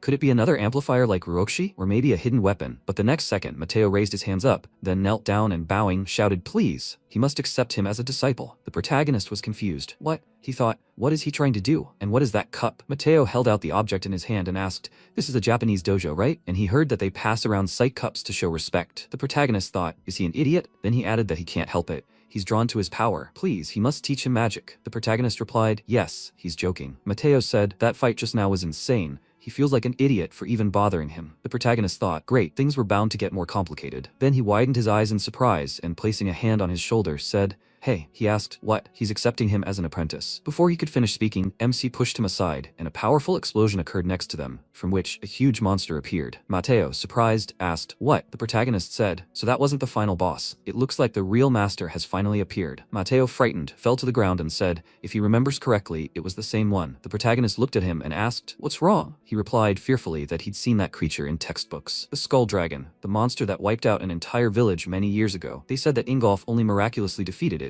Why is it here? Then the protagonist closed his eyes and said, I see. He turned to the monster, and Mateo yelled at him to wait. Was he actually going to fight that thing? This was too reckless. No matter how strong he was, MC looked at him and told him to calm down. And for his information, Ingolf wasn't the one who killed him. He was surprised. What? The protagonist looked at the monster and thought he saw it in the eyes of the Pentagram Saints. Admitting that Kyoichiro was the real winner would be embarrassing. So they rewrote history for posterity. Typical cowards. Well then, he'd just kill it again himself. The monster headed towards him, and he said, okay, let's get to it. The boss slammed his paw on the ground, and Mateo yelled in surprise, what? The protagonist took a stance, while Mateo grabbed his head and screamed loudly. MC thought he's stronger than he was 20 years ago, but that doesn't matter. The next second, he pushed off the ground and concentrated fire energy in his fist, then swung a punch. He told the monster to take it. He delivered a powerful blow to the monster's skull, shattering it into tiny pieces, and then landed on the ground. Mateo clenched his fist and shouted, did they see that? Master. The protagonist said he was terribly energetic. He had to disappoint him, but it wasn't over yet. He was surprised. What? The next second, the monster's head returned to its place, and Mateo asked in surprise, was it regenerating? MC replied, the Skull Dragon's endurance is relatively high among undead monsters. Hit it with less force and it will just gather itself. Mateo approached it and asked, how did he know that? The protagonist thought it was tougher than he thought. In that case, the next thing to do. Mateo looked at him in surprise and thought, is he going to try something else? But how the hell does he expect to defeat such a monster? Then the boss opened its mouth wide and screamed loudly, releasing a powerful wave. MC and Mateo crouched down, and then the monster's tail headed straight for the protagonist, but he quickly jumped to the side. Mateo, looking at this, thought, what? but this time he just blocks. The protagonist dodged and thought, not yet. The image must be clearer. This is the essence of void magic, creation through imagination. The clearer the image, the greater the power. With these thoughts, he concentrated energy in his hand, and the boss moved towards him, opening its mouth wide. It released powerful energy. Mateo, noticing this, extended his hand towards it and shouted, "Master." Then he noticed that the protagonist was holding the monster's jaw. Then it released powerful energy. Streams of water flew forward, and he said, "That's it." The monster seemed to start to be washed away, and then its body was covered in ice. Mateo thought, "Incredible, he is too strong." Sometime later, they were walking down the street, and Mateo, catching up with the protagonist, asked him to wait. "Please, master." The protagonist looked at him and asked, "What's with all this polite speech?" He smiled and replied, "Well, out of respect." Then he noticed the protagonist looking at his ID and asked if there was something that caught his eye. He replied, "Yeah, he was just thinking about how many dungeon points you can earn in one run." Mateo, right? How much do points affect your class? Mateo thought for a moment, then said that it was a rough estimate, but every 10,000 points increases your class. The protagonist replied, "So to reach a special class, you need about 30,000 points. Mateo then said, "Unfortunately, dungeon points are awarded at a fixed rate. That dragon skull he just destroyed doesn't give anything extra." The protagonist looked at his ID and thought, he got 500 points for this run. This means he'll have to farm dungeons 600 times just to qualify. Then he said, "It seems getting into the special class will take time." Mateo looked at him and said, "As expected, he's aiming for the special class." He smiled and, raising his index finger, said, "Well, there's one way to accumulate points faster." MC immediately approached him and ordered him to tell. He shouted in fear, "That's too close." Then they walked forward again, and he said, "The thing is, in a month there will be a festival of heavenly grace." The protagonist clarified, "Festival of heavenly grace?" He replied, "It's an event where students compete against each other in designated tests. The winner receives an impressive 20,000 points." The protagonist thought that was a lot. If he took first place, he'd immediately get close to Ingolf. Then he clenched his fist and declared that he would take first place in this so-called Festival of Heavenly Grace. A month later, the day of the academic event, the Festival of Heavenly Grace, the host shouted, "So, the Celestial Grace Festival is declared open." Mateo looked at the protagonist and said, "Finally, it's happened, master." He replied, "Aha," he thought. If he earns enough points and takes first place here, he'll advance to the special class. Then he'll be one step closer to that idiot who betrayed him 20 years ago. Then the instructor said, "Their mission is simply to seize the gem at the very top of the tower. The method doesn't matter. They must act dirty or fight their way up. The choice is theirs. They must show them the strength they've cultivated." MC thought, "Sounds like something a meritocratic academy would do." It suited him. Then they set off, and Mateo, waving his fists, said, "Master, they will take first place, no matter what." The protagonist sighed and thought, when he learned that there were only 2 teams at the Celestial Grace Festival, he didn't know what to do. He was lucky to have the perfect partner at hand. At that moment, Shirato approached them and called the protagonist. He looked at her and asked, "She's here, Shirato." She replied, "Aha." She decided to pop in and see how he was shining. Mateo was surprised. Who was this cutie? "Master, is that his girlfriend?" He hit him on the head and told him not to talk nonsense. Then, several students shouted, "Hey, they have to look over there." The protagonist looked at the huge screen and thought, it's Ingolf. At that moment, Haruki, looking at the guests, said, "Lord Ingolf, they welcome him to their school's festival." He replied, "No need to worry, he's interested in this festival himself. Is there true gold hidden among these young mages?" Then the host shouted, "Students to the tower." The MC and his partner went inside, and he, looking around, thought, so this is what it's like from the inside then? Then Mateo slammed his fist into his palm and shouted, "Okay, they're moving, master." He replied, "Okay." The next second, a monster appeared right on the stairs in front of them. Mateo was surprised. Right away, the protagonist walked forward and said, as expected, they said they would release pre-created creatures. Mateo asked, "What should we do, master?" Then he was surprised, not noticing the protagonist in front, and asked, "Wait, what?" At that moment, the protagonist was already attacking the monster in their path. His partner shouted, "What?" Then the protagonist turned around and asked, why was he slowing down? They have to go. Mateo walked forward and said, "Exactly, after him." At that moment, the protagonist's face was broadcast on the big screen, and Ingolf smiled and asked, "Japanese?" The others were surprised. Damn it, that student took him out with one blow. Shirato folded her arms and said that she knew he was unusual. Then Mateo attacked the monsters in front of him, screaming loudly. The protagonist looked at him and asked, "Is he okay?" He smiled and gave him a thumbs up, replying that he was still going strong. "Master." MC moved forward and replied, "Okay, then they must keep up the pace and keep moving." He followed him and replied, "Yes." Then they continued up the stairs. At one point, the protagonist shouted, "Stop!" He covered his face with his hand, and several pieces of rock fell right in front of them, and Mateo said, "Ouch." The stairs collapsed in front of them, and on the other side stood 2 students. One of them concentrated fire energy in his hand and said that they would not pass. Mateo clenched his fist and shouted indignantly, "You bastards! This is not fair!" The student asked, "Did he say something there?" His partner replied that he couldn't hear him from down there. Then they ran up the stairs, shouting that they would see each other again. They would have to sit and watch. Losers. Mateo shouted that they had to go back. Then he turned to the protagonist and asked, "Master, what now?" He asked, "What do you mean?" "What? It's simple. They'll just fly over." He was surprised. "Fly over?" Then MC put his hand on his shoulder and abruptly moved forward. dragging him along with him. And at that moment the students stopped near the huge door. One of them said, "Yeah, damn it, this is the last room." He looked at his partner and added, "It was easier than he thought." He said, "Of course," as if they were going to lose to some random Japanese guy. At that moment, the protagonist said, "Well, that's a question." They turned around in surprise and shouted, "What? How did he get here?" He climbed the last step and said that he had to disappoint them, but the obstacle he didn't create barely slowed him down. Mateo climbed up after him and said, "Yes, they won't lose to clowns like them." One of the students shouted, "They're already half dead." They concentrated their energies in their hands, and the student added, "They mustn't think they're weaker." His partner added, "They'll crush them themselves." The protagonist said, "Too slow." Then he charged and hit 2 of them at once. They only had time to ask, "What?" The next second, they fell to the ground. Mateo, looking at the protagonist, thought, "Wow, he didn't even see him move." Then the protagonist opened the huge doors, and they walked forward. In the center of the room was a huge sphere. He said, "This must be the gem." Mateo, smiling, clenched his fist and said, "Yes, they're the first." The protagonist frowned and said, "That's not true. It's not over yet." His partner was surprised. "What?" And then several knights appeared from the ground, and Mateo wondered where did they come from. At that moment, Haruki stood up in surprise and exclaimed, What kind of armored knights are these? This wasn't in the program." Ingolf smiled and thought, well, he'll see if they can overcome this challenge. Mateo began to look around and, in fear, put his fist to his face. MC, frowning, looked away and said that these armored soldiers were clearly not human. He thought, a spell to control so many soldiers at once. He knew someone who could use the same magic, Ingolf. This is his doing, right? At that moment, Haruki looked at Ingolf and asked, "Isn't this his magic, Lord Ingolf?" He folded his arms and said, "Well, something like that. I mean, ending it too quickly would be boring, wouldn't it?" He laughed awkwardly, sitting back down, and said that he really was cruel. Ingolf sighed and said that if they wanted to become great mages, handling this number was the bare minimum. He thought, of course, no student could overcome such a number. How would they break through and get the jewel? Ingolf said he'd see what they were capable of. At that moment, Mateo asked, "Master, what should we do?" He replied, "They can't take the gem without defeating them." They had no other choice. His partner looked at him and asked, "Defeat them? But there's a whole army here, and they all look pretty tough." He replied, "Still, he has to do it. If he wants to achieve his goal," he said, "Okay. In that case, at least cover him a little." He clapped his hands, and the next second, the knights attacked him, and he fell to the ground in fear,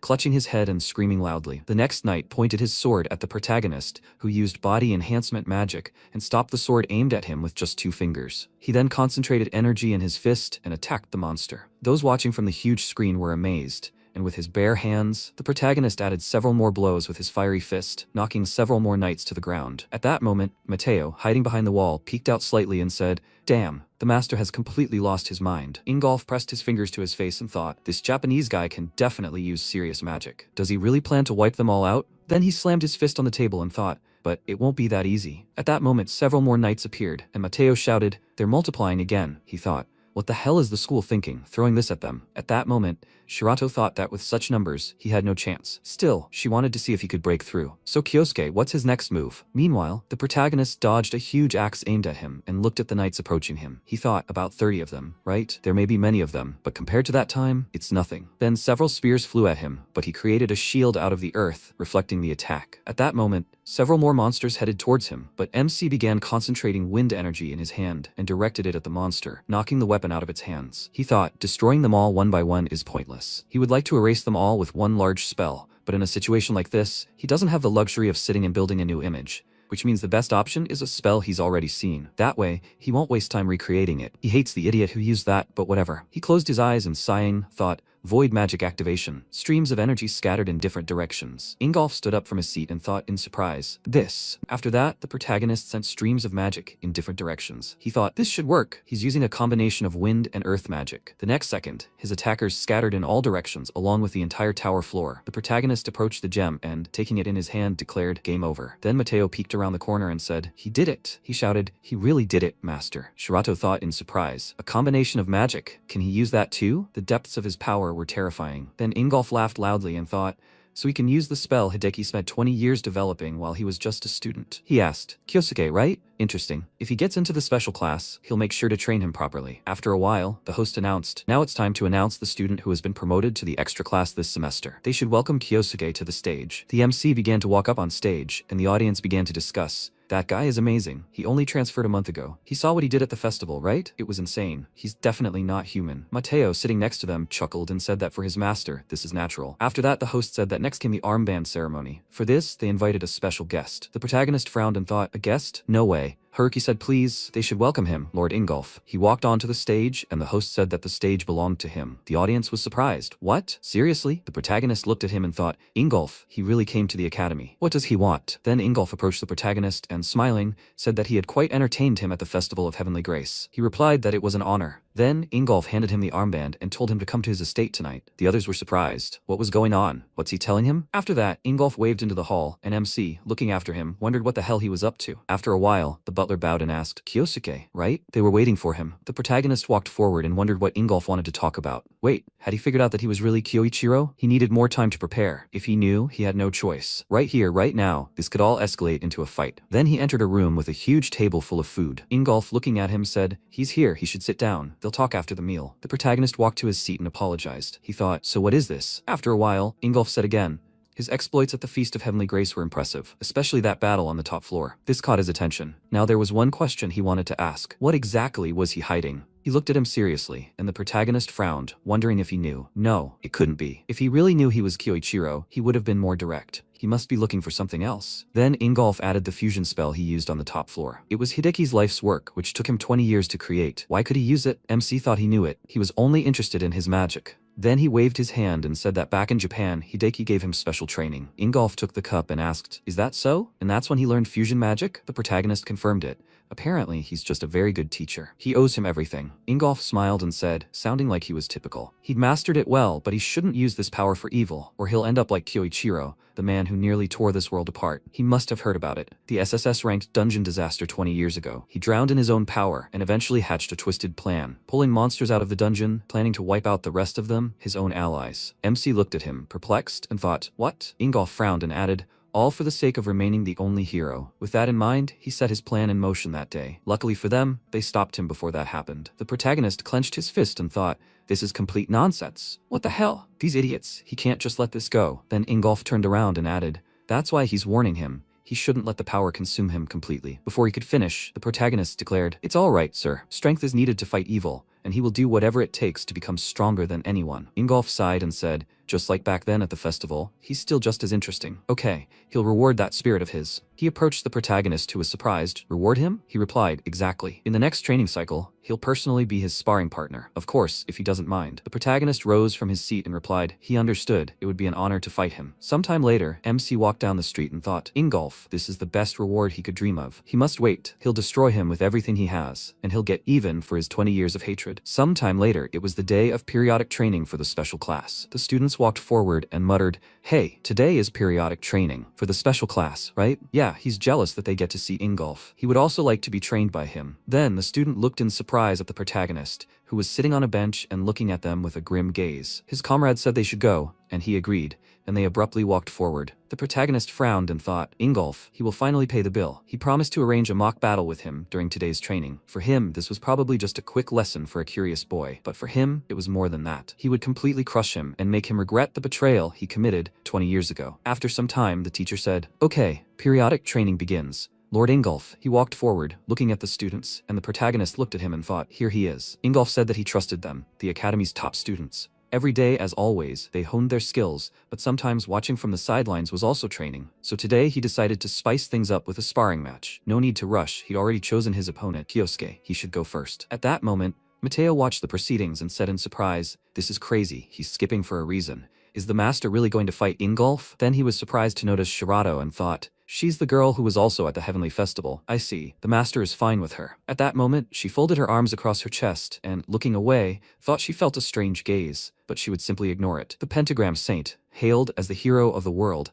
she would see how he was going to face such an opponent. At that moment, MC stood in front of his opponent, and Ingolf asked, so shall they begin? The protagonist thought, Ingolf is one of the strongest fighters among the pentagram saints. He's in a different league than Hideki or Ruoxi, but the one who falters today will be him. Ingolf concentrated energy in his fist and said that he would make the first move then. He sent forward a powerful fire energy, and MC blocked it with his hands. The students watching were surprised. What? Wind magic? Shirato shielded herself with her hand and thought, no, that's not it. The shockwave from the blow alone cut through the air. The protagonist crouched down and wondered if he used body enhancement magic. He parried it with earth magic. Then he sent forward a stone wall. In response to this, Ingolf thrust his fist forward and, having smashed it, asked, yes? He was able to block it. The protagonist asked, was it body enhancement magic? No wonder the blow was strong. He thought that he barely stopped it with the reinforced stone. The power behind that blow is insane. Then Ingolf reached for his cape, chuckled, and said he was mistaken. He tossed it aside and said he hadn't used body enhancement yet. The protagonist looked at him, and he concentrated energy in his fist and said,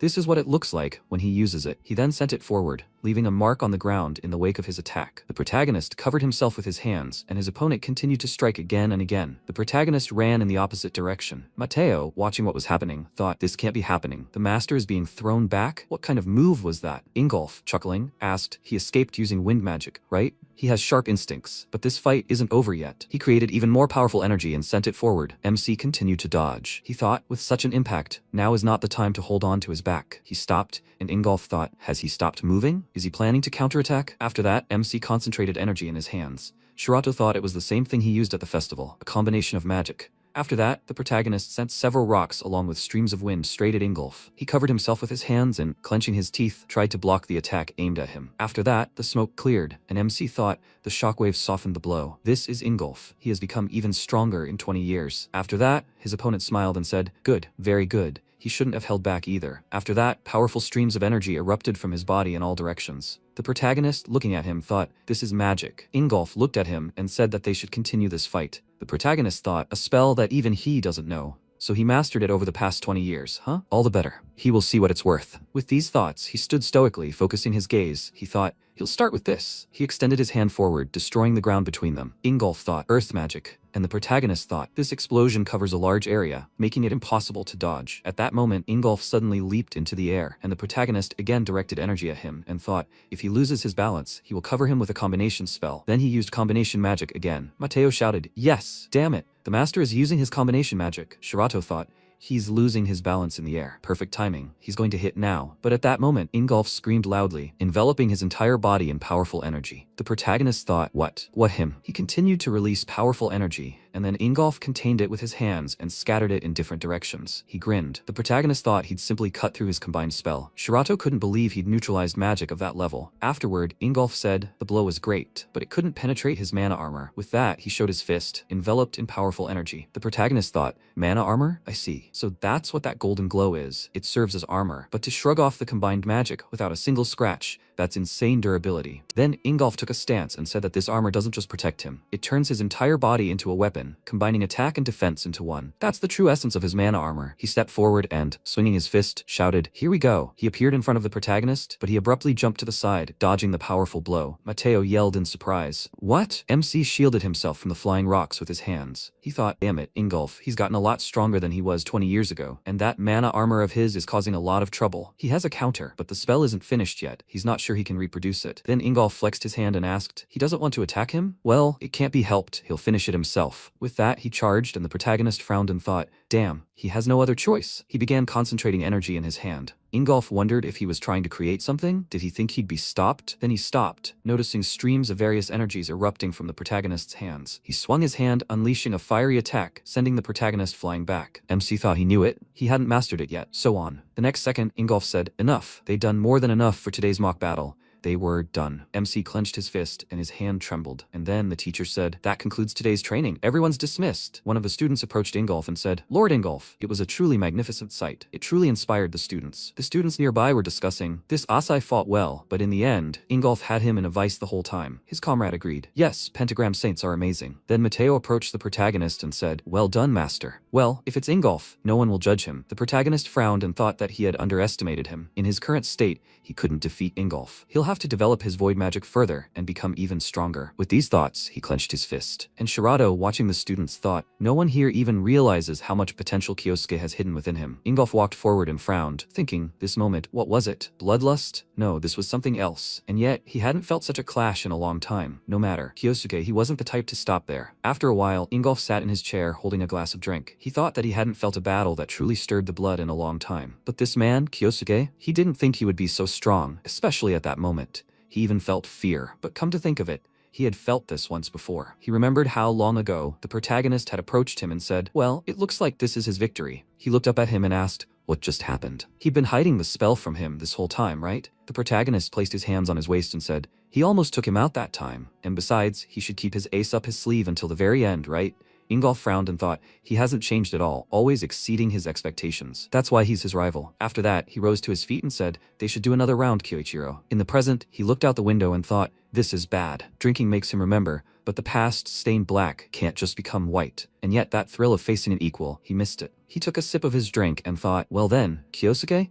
He has to show him what he's made of. At that moment, MC stood in the forest. He looked ahead and thought, he hasn't changed a bit in 20 years, huh? Looks like he can use that. In his current state, he couldn't defeat Ingolf. He'd have to relearn from scratch. Luckily, this dungeon was perfect for that. He went deeper into the cave and thought that the gravity field was much stronger here, in the depths, than on the surface. No wonder Ingolf's blows were so powerful, and if he took one full-fledged hit, he'd be finished. So, first, he needed to strengthen this body. Once he could fight him head-on, the spell he'd been working on would be decisive. He had to wait for him, Ingolf. 3 days later, Shirato walked through the academy courtyard and thought, strangely, Kyosuke hadn't returned to the dorm since then. Where could he have gone? Then she noticed a student ahead and wondered, that's it. Mateo, walking forward with the last of his strength, said, it's so boring here without a master. And then she called him, and he looked at her, smiled, and awkwardly scratched the back of his head, saying, yes, this is one of the master's fans. She smiled awkwardly and thought, a fan? Well, it even makes her feel better if people think so. Then she asked if he by any chance knew where Kyosuke had disappeared to. He replied that he wasn't sure of the exact location,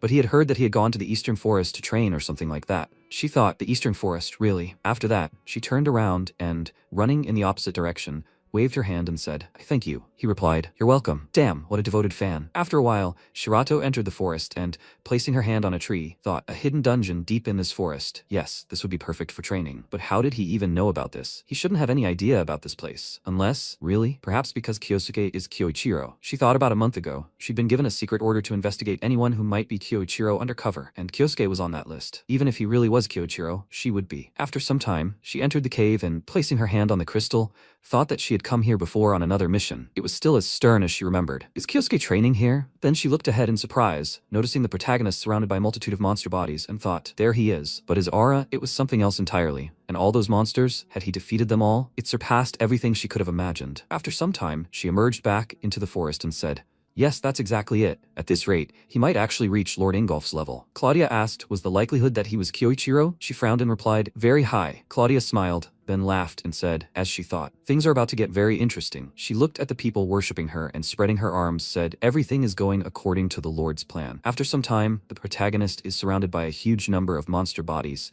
and says, done. This time, it will hit Ingolf. After a while, Hideki looked at the ringing phone and wondered who it could be. He answered and asked, hello. Ingolf said it was him. Hideki thought, Ingolf, he asked, is something the matter? He replied that he wanted to ask him something concerning a student named Kyosuke. After a while, he said, I understand. That's all he needed. Hideki said, okay. He hung up and thought, Ingolf called to ask him about Kyosuke's past, but he can't reveal that he's really Kyoichiro. If he does, he'll die. He knelt down and clutched his head. Meanwhile, Ingolf hung up and thought that Hideki was hiding something, but he can't find any irrefutable evidence. In that case, the next step. He walked forward, stopping near the door, looked down and wondered, someone had slipped a letter under the door? Who could have sent it? Then his eyes widened in surprise and he thought, that's it. He understands. That's what he thought. He remembered how, in the protagonist's past life, Ingolf sat next to him and apologized for today. He replied that everything was fine. He looked at him and said that his hometown was being destroyed. Of course he would offer a helping hand. Ingolf asked, but was he sure about this? Clearing the dungeon, as requested by the state, would be more profitable for him. The protagonist looked at the sky and, sighing,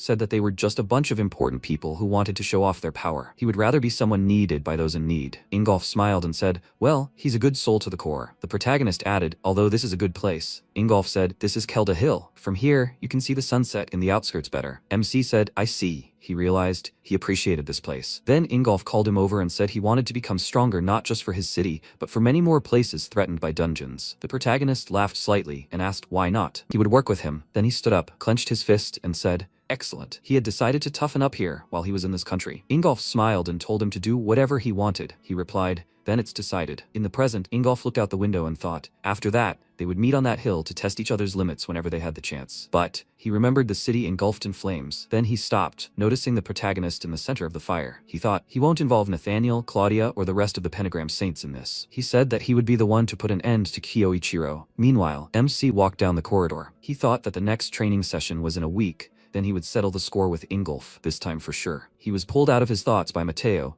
who was running after him and shouting, "Master, he's back." The protagonist looked at him and asked, "What's so urgent?" He handed him a letter and said that the director asked him to give it to him. The protagonist was surprised. "A letter?" He confirmed it and said that he should take it. Then MC opened the letter and widened his eyes in surprise. Mateo asked, "What was in it?" The protagonist turned around and said, "Nothing." At that moment, hiding behind a column, Shirato was watching them. After a while, Ingolf, looking into the distance, said, "He came." The protagonist said, "Kelda Hill, the reason why he called him here." Ingolf said, "That's right, he knows who he is, Kyosuke." "No, Kyoichiro." MC asked, "Why he called him here?" He turned around and asked, "Isn't it obvious? To erase his existence from the face of the earth." With these words, he furrowed his brows and concentrated energy around himself. The protagonist also began to concentrate energy and said, "Is that so? Well, he will reciprocate." He shouted that he himself would escort him to the next world. Then the protagonist asked for permission to ask a question. He said he was sure he was Kyoichiro. How did he know that? Ingolf said he didn't need to know, but only he would tell him. The Pentagram Saints had nothing to do with it. It was purely his personal matter. The protagonist asked, "Why did he choose this place?" He replied, "Exactly. He shouldn't doubt it. He would never forgive him." With these words, he prepared for battle, and the protagonist replied, "What a coincidence." It seemed they understood each other. They concentrated energy in their bodies, and Ingolf, raising his fist, said that, as he had seen in the mock battle, his mana armor blocks any attacks. Be they physical or magical, it doesn't matter. "What do you mean, Kyoichiro? He doesn't have a single chance of winning." He sighed, then unleashed several magical attacks. He thought, what will he do now? During the last mock battle, all he could do was dodge. If things were the same, he'd just blow him away with another shockwave. He swung for a strike, concentrating energy in his hands, but the next moment, MC kicked off the ground and rushed forward. His opponent was surprised, thinking, "What? He's charging head-on?" Then the protagonist concentrated energy in his hand and rushed forward with lightning speed, delivering several punches. After he got close enough, he concentrated energy in his fist, and their fists met, creating an explosion and sending them flying. The protagonist frowned and thought, what can I say? His armor is as hard as rock. Ingolf wondered if he had really penetrated the shockwave, and what's more, his punches were more powerful than before. That physique, he can see he's trained, but that's not all, right?